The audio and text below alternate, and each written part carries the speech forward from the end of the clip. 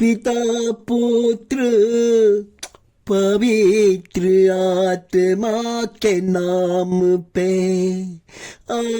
आमीन आमीन आमीन आमीन। हो पवित्र आत्मा आजा आजा मेरे प्रार्थना में आजा, मेरे लोगों को चंगा कर जा। ओ पवित्र आत्मा, ओ स्वर्गदूत, ओ ग्रावियल दूत, आजा मेरे प्रार्थना में आजा, मेरे प्रार्थना में आजा, मेरे प्रार्थना में आजा। आज के पवित्र दिन के प्रार्थना में आजा परमेश्वर, आजा मेरे राजा, मेरे प्रभु, मेरे मालिक, मेरे घर चलाने वाला, मेरे बाल बच्चे को रक्षा करने वाला, मेरे बाल बच्चे को मुसीबत से बचाने वाला, मेरे लोगों को आशीषित करने वाला। हमारे चैनल के तमाम लोगों को जो इस वीडियो को पसंद करते हैं, लाइक करते हैं, जो पूरा वीडियो देखते हैं, उनके परिवार के लिए, उनके बाल बच्चे के लिए, उनके रिश्तेदार के लिए प्रभु मैं मांगता हूं आज उनके घर जाइए। यह क्रिसमस का त्योहार है पिता परमेश्वर, उनके घर जाइए। आज स्थिति कैसी भी होगी हम नहीं जानते परमेश्वर, आप सब जानते हैं। आज उनके घर जाइए, उनके घर के दरवाजे को खटखटाइए, वो दरवाजा खोलेंगे परमेश्वर। उनके घर के सोफे में बैठ जाइए परमेश्वर, उनके घर के हर घटी को, चाहे वो समस्या हो प्रभु, रिश्तेदार में डराव हो सकता है परमेश्वर, लोग बीमार हो सकते हैं पिता परमेश्वर, लोग के घर में अनाज नहीं होगा परमेश्वर, लोग काम में जाते हैं उनको आशीष नहीं मिलता है परमेश्वर, लोग काम में जाते हैं उनका प्रमोशन नहीं होता है, समस्या अनेक है परमेश्वर, लोग अकेलापन महसूस करता है, लोग डर रहा है, लोग अकेलापन है, लोग को डर सता रहा है कि हमारा जीवन कैसे बनेगा, हमारा भविष्य कैसे बनेगा, हमारा बाल बच्चा क्या करेगा। इन तमाम बातों को परमेश्वर मैं आपके चरणों में समर्पित कर रहा हूं। आइए प्रभु जी, इस क्रिसमस के त्योहार में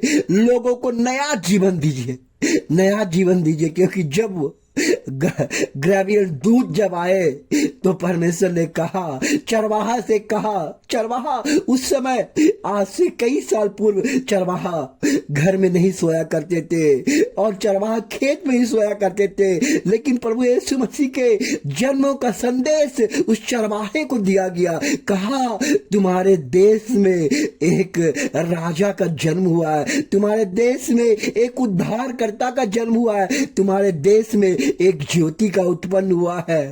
और चरवाहे ने घबरा गया, डर गया, बोला मत डरिए, वो उद्धार करता आपके परिवार को, वह उद्धार करता आपके घर को अंधकार से दूर कर देगा। अंधकार हमारे घर में है, लेकिन जो परमेश्वर में है मैं उनके लोगों को जीवन बदल दूंगा। इसलिए रोमन अध्याय 8:1 में लिखा हुआ है कि जो मसीह यीशु में है, जो मसीह यीशु में है, उन पे कोई दोष नहीं है। हमारा दोष, हमारा श्राप, हम जो पाप करते हैं उन तमाम विभिन्न पापों के रूप को परमेश्वर ने कहा जो मसीह में है, जो मसीह को जान गया, जो मसीह को पहचान गया, जो मसीह के चरणों में नतमस्तक हो गया, उस पे कोई दोष नहीं, क्योंकि परमेश्वर ने कलवरी क्रूस में आपके लिए आपके लिए, आपके बाल बच्चे के लिए, पापों के लिए, खास करके पापों के लिए उन्होंने खून बहाकर आपको बचाया है, आपको नया जीवन दिया है, जीवन पाप ना करने का जीवन, आपको स्वतंत्र बनाया है, जो सत्य को जानने का जीवन। आप सत्य जान गए। सत्य क्या है? जब सत्य जानेंगे, परमेश्वर आपको अपने हाथों को चीरकर गले लगा लेगा, कहेगा ये मेरा बच्चा है, क्योंकि इसने प्रभु यीशु को जान गया है। धन्यवाद हो पिता परमेश्वर। इसलिए परमेश्वर आह्वान करके सबको कहता है, पृथ्वी के सब जातियों को कहता है क्या कहता है? सुनिए मेरे भाइयों, क्या कहता है? सुनिए मेरे भाइयों, मेरे दोस्तों, मेरे साथियों, सुनिए और देखिए। अगर कान है तो सुन लीजिए, अगर बुद्धि है तो ग्रहण कर लीजिए, अगर आपके पास मन शांत है, इस वचन को अपने हृदय में संचित कर लीजिए। जिस तरह माता मरियम कुछ भी सीमोन एक बूढ़ा व्यक्ति था, बोला जब तक हम यीशु को नहीं देखेंगे तब तक नहीं मरेंगे। वो एक भविष्यवक्ता था। वो जब उनको गोद में लिया, जब उसका भविष्यवाणी करके सब बता दिया कि आपके बेटे के साथ क्या होगा, माता मरियम ने उन तमाम बातों को अपने हृदय में संचित रखा, अपने हृदय में बना के रखा। इसलिए आप इस बात को कहते हैं कि हे सब थके और बोझ से दबे लोगों। आज बोझ, हमारा बोझ क्या है? एक परिवार का बोझ क्या होता है? परिवार का बोझ बेटा बेटी, उनका काम। अगर बेटा बेटी सही काम धंधा करता है, कमा के ला के देता है, अच्छे राह पे चलता है, तो माँ बाप का बोझ नहीं होता है। वो सारा बोझ ईश्वर का बोझ रहता है। इसलिए ईश्वर आह्वान करके कहता है आप लोग से कि बोझ, कौन सा बोझ? बीमारी का बोझ।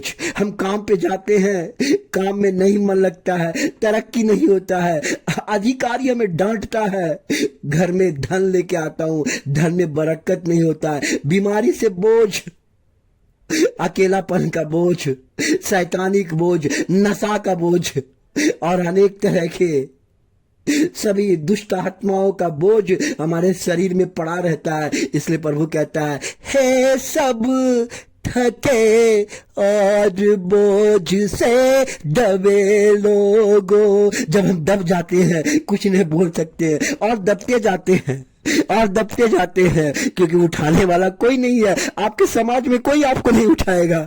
आप अगर गिर गए तो कोई नहीं उठाएगा, लेकिन एक है जो आपको उठाता है, एक है जो आपको बचाता है। जब आप रास्ते में चलते हैं, आप गिर जाते हैं, आपका पैर से, माथे से खून गिरने लगता है, कोई आके उठाता है। वो कोई और नहीं है, वो ईश्वर आपको आके उठाता है और आपको चंगा करके वापस करता है। लेकिन आप भूल जाते हैं, वो पल भूल जाते हैं, वो पल आप याद नहीं करते हैं। आपका कोई रिश्तेदार नहीं करता है, कोई पराया आके करता है। इसी से समझ जाइए, ईश्वर आपको बोझ को हटाना चाहता है और कहते हैं कि मेरे पास आओ। यीशु कहता है कि मेरे पास आओ। क्या आप मेरे पास आना चाहते हैं? मेरे पास आने के लिए आपको तकलीफ होगा, मेरे पास आने के लिए आपको दर्द होगा, मेरे पास आने के लिए आपको सब चीज छोड़ना पड़ेगा, क्योंकि मैं सत्य हूं और तुम्हें सत्य का